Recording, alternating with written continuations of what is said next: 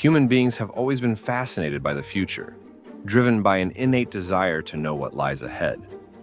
This curiosity has sparked entire industries dedicated to predicting the unknown. Palm readers, astrologists, and tarot card readers have long tapped into this deep-seated need for foresight, with some turning it into lifelong vocations. Among these individuals, a few have stood out, becoming famous for their bold predictions about the future.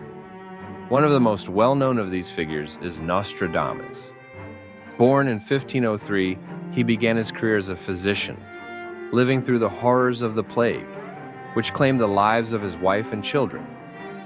Following these tragedies, Nostradamus withdrew from public life, delving into the mysteries of the occult and astrology. In an effort to avoid persecution for practicing witchcraft, he wrote his predictions in cryptic, poetic quatrains, publishing them in a book that has intrigued people for centuries. Nostradamus's predictions have been the subject of heated debate.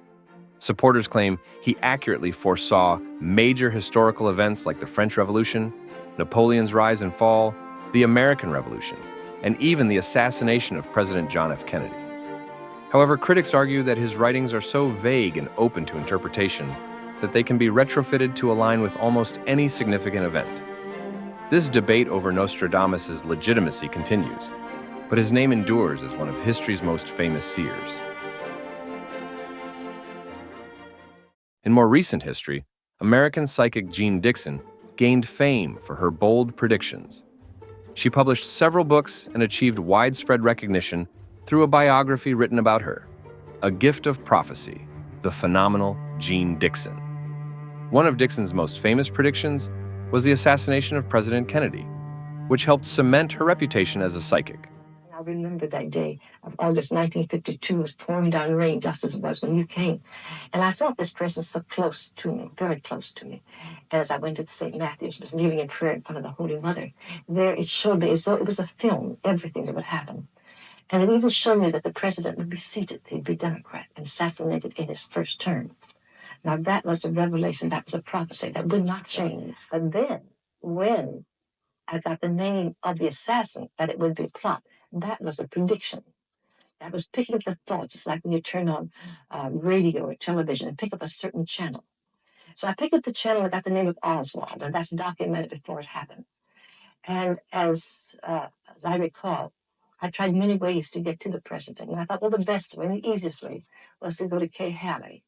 Kay Haley was a very, very close friend of the president's. In fact, knew the father long before Jack was born. And I asked her, would she go to the White House and intercede for me and ask the president not to go to the Southwest? And his trip had not been announced publicly. She said, Jeane, what trip? I said, Kay's a trip to the Southwest to Texas. And she promised to go to the White House and intercede for me, and she did go. However, like Nostradamus, Dixon's predictions were not always accurate. Mathematician John Allen Paulos coined the term the Jeane Dixon effect to describe the tendency to remember her successful predictions while overlooking her numerous failures, such as her incorrect claim that World War III would begin in 1958 and that the Russians would be the first to land on the moon. Call me now.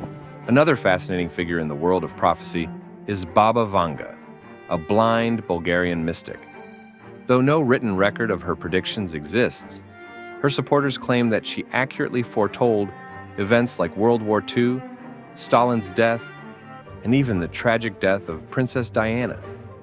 Baba Vanga's vision of the future didn't stop there. She also had many unsettling predictions about the fate of humanity.